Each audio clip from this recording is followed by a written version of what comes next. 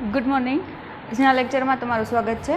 હવે આપણે અત્યારે શરૂઆત કરીએ છીએ સ્વાધ્યાય 5.1ની, પણ એની પહેલાં આપણે જે ભણી ગયા છીએ એની વાત કરી લઈએ.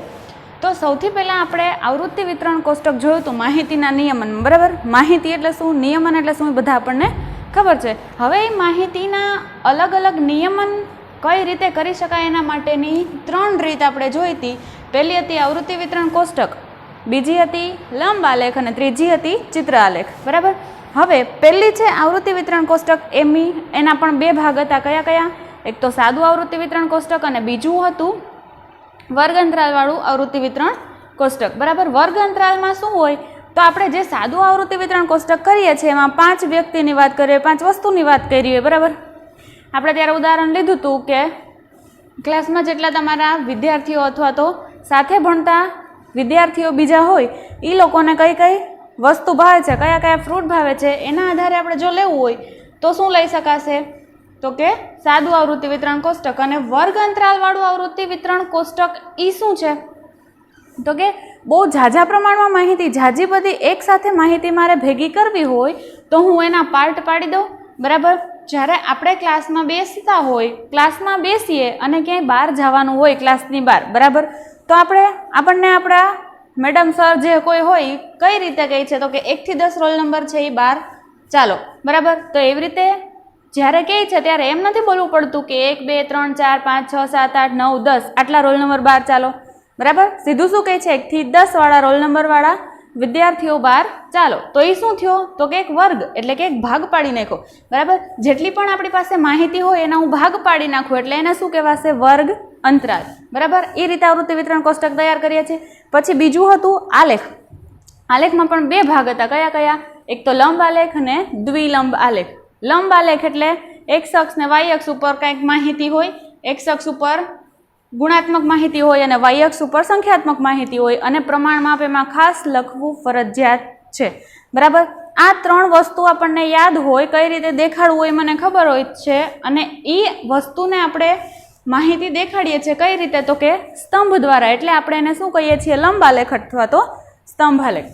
તો હવે એ જ આલેખમાં મારે બીજી પણ માહિતી સાથે સાથે એક જ આલેખમાં દેખાડવી હોય, બરાબર, તો હું અલગ કલરથી બીજો સ્તંભ બાજુમાં દોરું અથવા તો કલર એક જ રાખવું પણ એને અલગ રીતે દર્શાવું, બરાબર. તો એ 2 સ્તંભ એક જ માહિતીમાં થઈ ગયા. 2 અલગ અલગ માહિતીના 2 સ્તંભ પણ આલેખ પત્ર 1. આ રીતે જો દેખાડવામાં આવે તો એવા આલેખને કેવો કહેવાશે? દ્વિલંબ આલેખ. અને છેલ્લું હતું ચિત્ર આલેખ. કોઈ પણ માહિતીને દેખાડવા જ્યારે હું એક ચિત્રનો ઉપયોગ કરું છું, બરાબર, કે એક કેરીના ચિત્ર બરાબર મારે 5 કેરી લેવી હોય તો એના દ્વારા હું ચિત્ર દ્વારા એ સંખ્યા દેખાડું છું તો એ આલેખને કયો કહેવાશે? ચિત્ર આલેખ, બરાબર. હવે આપણે સ્વાધ્યાય 5.1 ઉપર જઈએ. હવે એમાં શું કીધું છે કે નીચેની માહિતીમાંથી કઈ માહિતી દર્શાવવા સ્તંભ આલેખનો ઉપયોગ કરશો? સ્તંભ આલેખ એટલે લંબ આલેખ આપણો સાદો, એક જ સ્તંભ વાળો, બરાબર. તો કઈ માહિતી 4 માંથી એવી છે કે જેને દેખાડવા માટે હું સ્તંભ આલેખનો ઉપયોગ કરી શકું? તો પેલું જુઓ, પેલામાં શું કીધું છે? ટપાલીના થેલામાં રહેલા જુદા જુદા વિસ્તારોના પત્રોની સંખ્યા. ટપાલી છે એ પત્ર દેવા જાય છે, બરાબર. એક જ ગામમાં અલગ અલગ જગ્યાએ અલગ અલગ પત્ર દેવાના હોય ને ટપાલી એક હોય તો એ કયા કયા વિસ્તારમાં જશે, કેટલા બધા ઘર લેશે, બધાની માહિતી હું આલેખ પત્ર ઉપર દેખાડી શકીશ નહીં. એટલે કે આલેખ ઉપર જો મારે કોઈ માહિતી દેખાડવી હોય તો એની ચોક્કસ માહિતી મારી પાસે હોવી જોઈએ. કયા વિસ્તારમાં જાય છે, કેટલા ઘરમાં દે છે, એવું કાંઈ આમાં લખેલું નથી. એટલે આને હું આલેખ દ્વારા દેખાડી શકીશ નહીં. પછી બીજું કે રમત સ્પર્ધામાં સ્પર્ધકોની ઊંચાઈ. તમે કોઈ પણ રમત લઈ લ્યો છો તો એ દરેક રમતમાં ખેલાડીની સંખ્યા નક્કી હોય કે આ રમતમાં તો કે આટલા ખેલાડી, ક્રિકેટમાં તો કે 11 ખેલાડી, બરાબર, કબડ્ડીમાં 9 ખેલાડી. દરેક રમતમાં આપણને ખેલાડીઓની સંખ્યા નિશ્ચિત હોય છે કે ભાઈ આટલા જ ખેલાડી એમાં આવી શકે એક ટીમમાં, બરાબર. તો એમાં કોઈ પણ એક રમતની વાત કરીએ તો એમાં સ્પર્ધકોની ઊંચાઈ પણ ફિક્સ જ હોય, બરાબર. આપણે માપવી પડે પણ ઊંચાઈ નક્કી હોય, બરાબર. તો એને હું લંબ આલેખ દ્વારા દેખાડી શકું. પછી ત્રીજું છે 5 કંપનીઓ દ્વારા ઉત્પન્ન થયેલ કેસેટની સંખ્યા. 5 કંપની કેસેટ ઉત્પાદન કરે છે, બરાબર. તો હવે ઉત્પાદન જે કરે છે કેસેટમાં તો એ કેસેટનું ઉત્પાદન કેટલા દિવસોની વાત કરે છે? કેટલા મહિનાની વાત કરે છે, કેટલા વર્ષની વાત કરે છે, એ કઈ વસ્તુની સ્પેસિફિક ચોક્કસ માહિતી આમાં આપેલી નથી, તો હું એને લંબ આલેખ દ્વારા દેખાડી શકીશ નહીં. બરાબર. હવે ચોથું, રેલવે સ્ટેશને સવારે 7 થી સાંજના 7 વાગ્યા દરમિયાન ટ્રેનમાં કેટલા મુસાફરો જાય છે એ ક્યાંથી મને ખબર પડશે? તો કે ટિકિટ બારીએથી. કેટલા મુસાફરોએ ટિકિટ લીધી એટલા લોકો એમાં મુસાફરી કરતા હોય, તો સવારે 7 થી સાંજના 7 વાગ્યા સુધી કેટલી ટ્રેન જાય છે એ મને ખબર હોય. પછી હું કોમ્પ્યુટરમાંથી માહિતી મેળવી લઉં કે ભાઈ પહેલી ટ્રેનમાં આટલા મુસાફરો ગયા હતા, બીજી ટ્રેનમાં આટલા મુસાફરો ગયા હતા, તો ડીમાં પણ મને ચોક્કસ માહિતી મળી રહે છે, એટલે હું એને લંબ આલેખ દ્વારા દેખાડી શકીશ. તો પેલી એ અને સી છે એને લંબ આલેખ દ્વારા દેખાડી શકાય નહીં, અને બી ને ડી છે એને પણ લંબ આલેખ દ્વારા આપણે દેખાડી શકીએ. તો નીચે કારણ સહિત લખી નાખશું. અહીં બી અને ડી ને દર્શાવવા માટે લંબ આલેખનો ઉપયોગ કરી શકાય. હવે કારણ શું? કારણ કે બી અને ડીમાં ચોક્કસ માહિતી આપેલી છે. બરાબર. એટલે પહેલો દાખલો પૂરો. હવે બીજામાં એવું કીધું છે કે એક દુકાનદાર પોતાના ડિપાર્ટમેન્ટલ સ્ટોર્સ એટલે કે કોઈ પણ એક દુકાન છે એના ઉપર આવતા પુરુષ માટે મેન માટે એમ વાપર્યું છે, સ્ત્રી માટે વુમન એટલે કે ડબલ્યુ, છોકરામાં બોય માટે બી અથવા છોકરી ગર્લ માટે જી. એના માટે દુકાનદારે સવારથી પ્રથમ 4 કલાકમાં આવેલ ગ્રાહકોની નોંધણી કરેલી છે, અને પહેલો ગ્રાહક કયો આવ્યો? ડબલ્યુ, તો કે વુમન આવી. બીજો છે એ મેન એટલે કે માણસ, એક ભાઈ આવ્યા, પુરુષ આવ્યા. પછી વુમન એટલે ત્રીજો, ચોથો, એવી રીતે દરેક પહેલા 4 કલાકમાં કેટલા ગ્રાહકો આવ્યા છે, અને એ ગ્રાહક કોણ છે? પુરુષ, સ્ત્રી, છોકરો કે છોકરી. બરાબર. એના વિશે મને અહીંયા માહિતી આપેલી છે, તો આ માહિતી ઉપરથી મારે આવૃત્તિ વિતરણ કોષ્ટક તૈયાર કરવાનું છે અને એને લંબ આલેખ દ્વારા દેખાડવાનું છે. તો આવૃત્તિ વિતરણ કોષ્ટકમાં શું હોય? સૌથી પહેલાં તો 3 બોક્સ આવશે. પહેલી લાઈનમાં શું આવશે? તો કે જેની આપણને માહિતી આપી છે. કોની માહિતી આપી છે? વુમન, મેન, ગર્લ અને બોય. આ 4 છે, પણ એ કોણ છે? તો કે ગ્રાહકો છે. બરાબર. એટલે અહીંયા શું આવશે? પહેલી લાઈનમાં ગ્રાહકો. બરાબર. એમાં કોણ આવશે? પુરુષ, સ્ત્રી, છોકરો અને છોકરી 4 આવશે. પછી વચ્ચેનું ખાનું હંમેશા કોનું હોય? આવૃત્તિ ચિહ્નનું. અને છેલ્લું કોનું આવશે? આવૃત્તિ. એટલે આવૃત્તિ એટલે શું થાય? કોઈ એક સંખ્યા થશે, તો એ સંખ્યા કઈ છે? તો કે ગ્રાહકો કેટલા આવ્યા. બરાબર. એટલે અહીંયા છેલ્લે આવૃત્તિ લખો અથવા તો ગ્રાહકોની સંખ્યા લખો. બરાબર. એટલે આપણે આવૃત્તિ વિતરણ કોષ્ટક તૈયાર કરીએ. હવે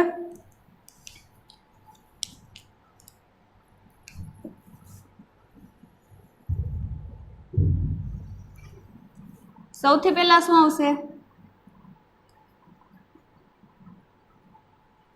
ગ્રાહકો.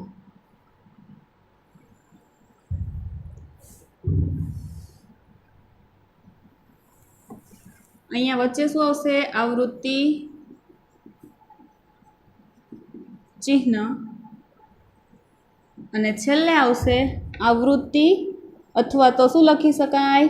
ગ્રાહકોની સંખ્યા. બરાબર. હવે કોની વાત કરી છે?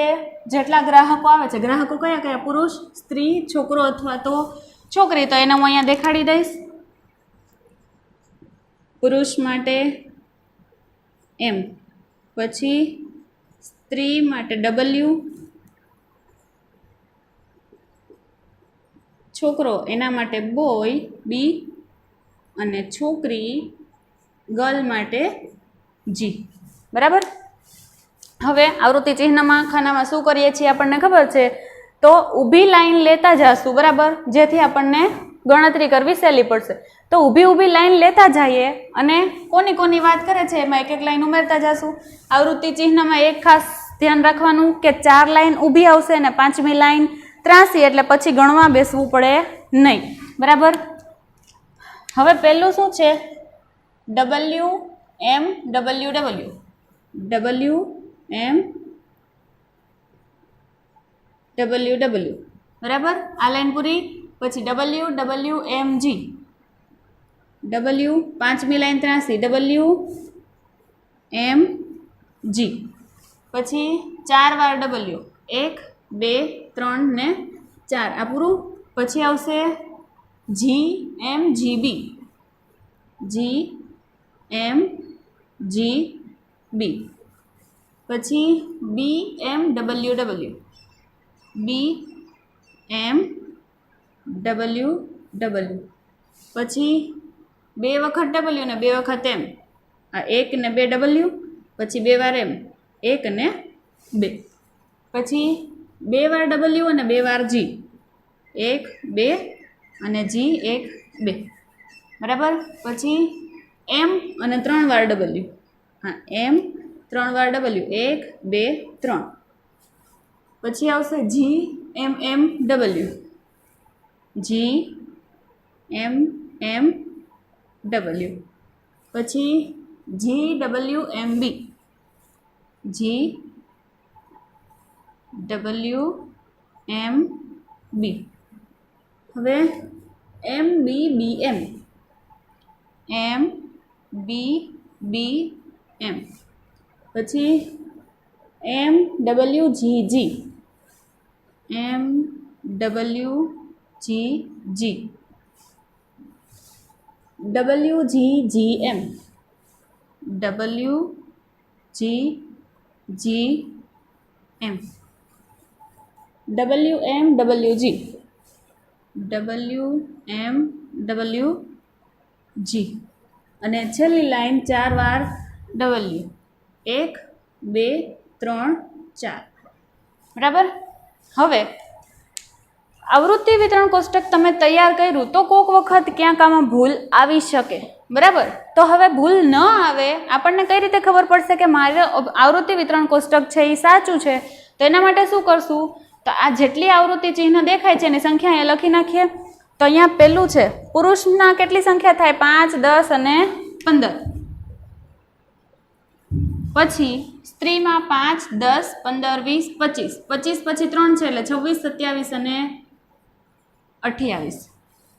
પછી છોકરો છે એમાં કેટલા છે? 5.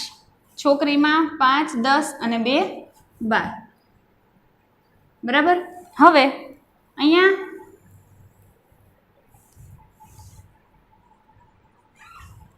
છેલ્લે તમે જ્યારે આ આવૃત્તિ બધી લ્યો છો, મતલબ કે ગ્રાહકોની સંખ્યા જુઓ છો, તો એ ગ્રાહકો બધાયનો સરવાળો કેટલો થવો જોઈએ? તો કે અહીંયા જેટલા ગ્રાહકો દેખાય છે એટલા. બરાબર. હવે તો અહીંયા કરો સરવાળો.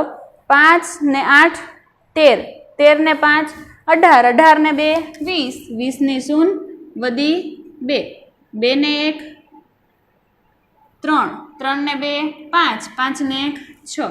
અહીંયા કુલ 60 થાય છે. આ બધાય ગણી લ્યો એટલે કુલ 60 થઈ જશે. આનો સરવાળો અને આ કુલ સંખ્યા બધી તમે જોઈ લો બરાબર આવતી હોય તો તમારું આવૃત્તિ વિતરણ કોષ્ટક છે એ સાચું. બરાબર. હવે આવૃત્તિ વિતરણ કોષ્ટક તૈયાર કરવાનું કીધું તો એ તો થઈ ગયું. અને હવે શું કરવાનું છે? એનો લંબ આલેખ દેખાડવાનો છે. તો લંબ આલેખ દેખાડવા માટે કઈ કઈ વસ્તુ જોશે? એક્સ અક્ષ, વાય અક્ષ અને પ્રમાણમાપ ખાસ. બરાબર.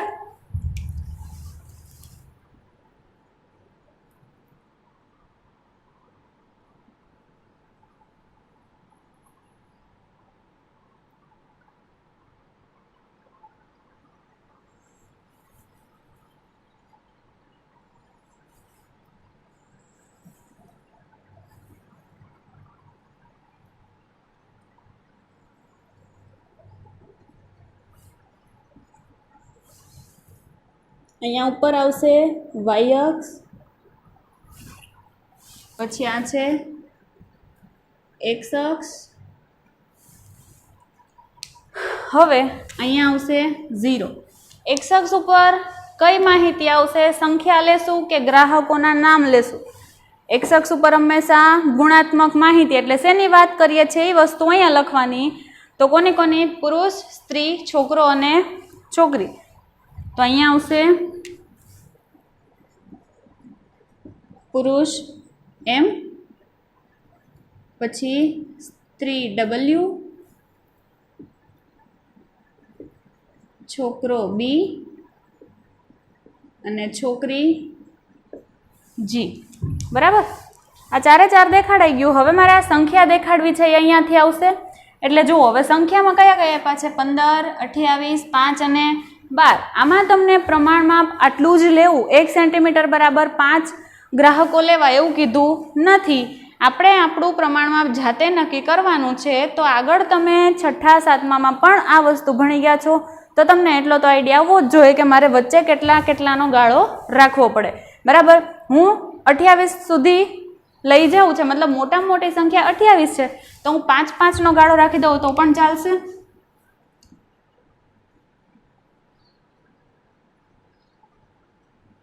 પાંચ, 10, 15, 20, 25, 30. બરાબર, આ રીતે રાખો. અથવા બીજું તમને એમ થાય કે 3-3 અથવા તો 4-4ના ગાળા રાખવા છે, 2-2ના ગાળા રાખવા છે, તો પણ તમે રાખી શકો. બરાબર, મેં અત્યારે 5-5ના ગાળા દેખાડ્યા, પણ તમને એમ થાય કે મારે 2-2ના ગાળા રાખવા છે, તો આપણે 2-2ના ગાળાથી પણ વાત કરી શકીએ. તો અત્યારે આપણે 2-2ની વાત કરશું. 2, 4, 6, 8, 10, 12, 14, 16, 18, 20, 22, 24, 26, 28. બરાબર, જ્યાં સુધી જાય ત્યાં સુધી લઈ જવાના. હવે અહીંયાથી જોતું જવાનું કોની કોની વાત કરી છે. એક તો ગ્રાહકોની વાત કરી અને ગ્રાહકોની સંખ્યાની વાત કરી છે. તો એ બે વસ્તુ ઉપરથી આપણે આલેખ તૈયાર કરશું. તો પુરુષોની સામે કેટલી સંખ્યા દેખાય છે? 15. એટલે પુરુષવાળી જે લાઈન જાતી હોય ક્યાં સુધી આવશે? 15 સુધી. પણ મને અહીંયા 15 આંકડો દેખાતો નથી, તો શું કરીશ? 14 અને 16ની વચ્ચે હશે, બરાબર 15.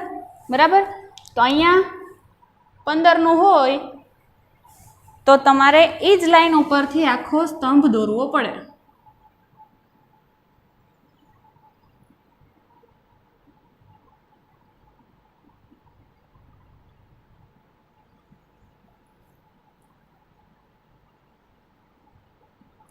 બરાબર, આ કેટલાનો થયો?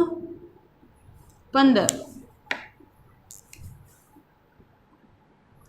હવે સ્ત્રીઓ છે, તો સ્ત્રીઓ કેટલી દેખાડી છે? 28.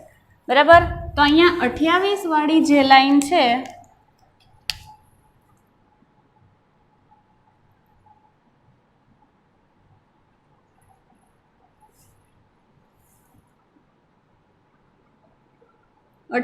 થી સ્ત્રીવાળી જે લાઈન તમને દેખાય છે એને 28 સુધી લઈ જવાની રહેશે.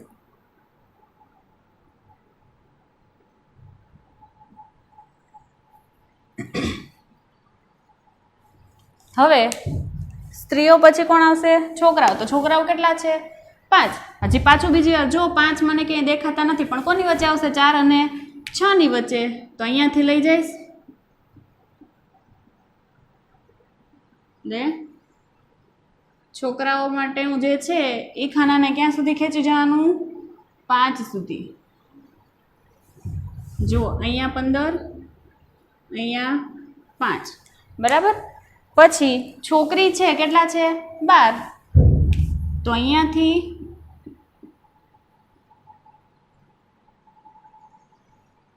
છોકરીવાળી લાઈન છે એનો સ્તંભ ક્યાં સુધી આવશે? તો કે 12 સુધી.